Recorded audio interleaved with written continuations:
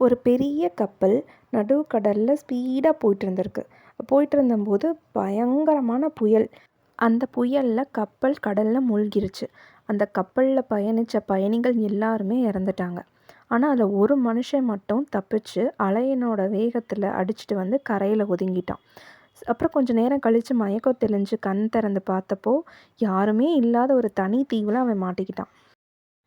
இறைவா, என்னை ஏன் காப்பாத்தின? இந்த தனிமையில் நான் எப்படி உயிர் வாழ்வேன்? தயவு செஞ்சு எனக்கு உதவி செய் அப்படின்னு சொல்லி பயங்கரமாக அழுது புலம்பியிருக்கான். நாட்கள் அப்படியே போய்கிட்டே இருக்கு. ஒவ்வொரு நாளும் கடலை பார்த்துட்டே இருக்கான். யாராவது வருமா, கப்பல் வருவாங்களா, யாராவது நம்மளை காப்பாற்றுவாங்களா அப்படின்னு. யாருமே வரலை. மழை அப்புறம் வெயில் இதிலேருந்து தப்பிக்க என்ன பண்ணலான்னு யோசிச்சு அங்கே இருந்த மரக்கிளைகள் அப்புறம் அந்த தென்னை மரத்தோட ஓலைகள் இதெல்லாம் வச்சு கடற்கரையிலே வந்து ஒரு சின்ன குடில் மாதிரி ஒன்று கட்டுறான். அப்புறம் கடலில் மிதந்து வந்த சில பொருட்கள், அப்புறம் அவன் சேகரித்து வச்சுருந்த உணவுப் பொருட்கள் பத்திரமா குடிலுக்குள்ளே வச்சுருந்தான். ஒரு நாள் வந்து அவன் உணவுக்காக தீவனோட காட்டு பகுதிக்குள்ளே உள்ளே போயிட்டான். அப்போ உள்ளே போயிட்டு திரும்ப வந்து பார்த்தா அவனோட குடில் ஃபுல்லாக தீயில எரிஞ்சு சாம்பல் ஆயிடுச்சு. அந்த குடிலும் எரிஞ்சு போச்சு. அதுக்குள்ளே அவன் சேகரித்து வச்சுருந்த பொருள், உணவு பொருள் எல்லாமே எரிஞ்சு போச்சு. அப்போ பயங்கரமாக கோவப்பட்டு கடவுளை கீழே மண்டி போட்டு வானத்தை பார்த்து, ஏன் உன்னை நான் இவ்வளோ நம்பினேனே, எனக்கு எந்த உதவியும் நீ பண்ணலை, செய்யலை. நான் சேகரித்து வச்சுருந்த பொருள், இந்த சின்ன குடில் நான் தங்குறதுக்கு வச்சுருந்ததையும் எரிச்சிட்டியே, நீ இருக்கியா இல்லையா, கடவுள் இருக்கா இல்லையான்னு அவன் ஃபுல்லாக துவண்டு மனசு வேதனையாயிட்டான். அப்போ அப்படியே அந்த அழுது அழுது அந்த கடற்கரையிலே படுத்து தூங்கிட்டான்.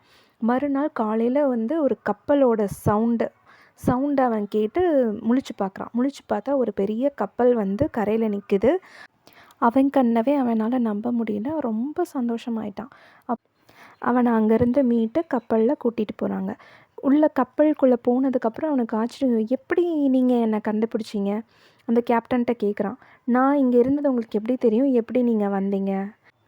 நேற்று இங்கேருந்து தீ மற்றும் தீயின் புகை எங்களுக்கு மேலே தெரிஞ்சிச்சு. அப்போ இங்கே யாரோ சிக்னல் அனுப்புகிறாங்க, அங்கேருந்து யாரோ நமக்கு சிக்னல் அனுப்புகிறாங்கன்னு அந்த தீ புகையை வச்சு தான் நாங்கள் இந்த இடத்துக்கு வந்தோம் அப்படி. அப்போ தான் அவனுக்கு புரியுது, நம்ம கடவுளை அவ்வளோ திட்டணுமே, இந்த இடத்துலேருந்து நம்மளை மீட்டு கூட்டிகிட்டு போகிறதுக்கு கடவுள் செஞ்ச வழி தான் இது. நம்ம கஷ்டப்பட்டு செஞ்சதை கடவுள் இப்படி செஞ்சிட்டாரேன்னு நினச்சி நம்ம கோவப்பட்டோம். ஆனால் நம்மளை காப்பாற்ற தான் கடவுள் இப்படி செஞ்சுருக்கு அப்படின்றத அவன் உணர்ந்தான்.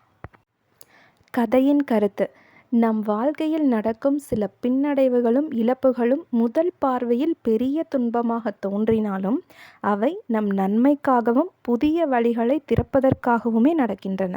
கஷ்டங்கள் வரும்போது சோர்ந்து போகாமல் பொறுமையோடும் நம்பிக்கையோடும் இருந்தால் பின்னடைவுகளை பின்னாளில் நமக்கு மிகப்பெரிய நன்மையாக மாறும்.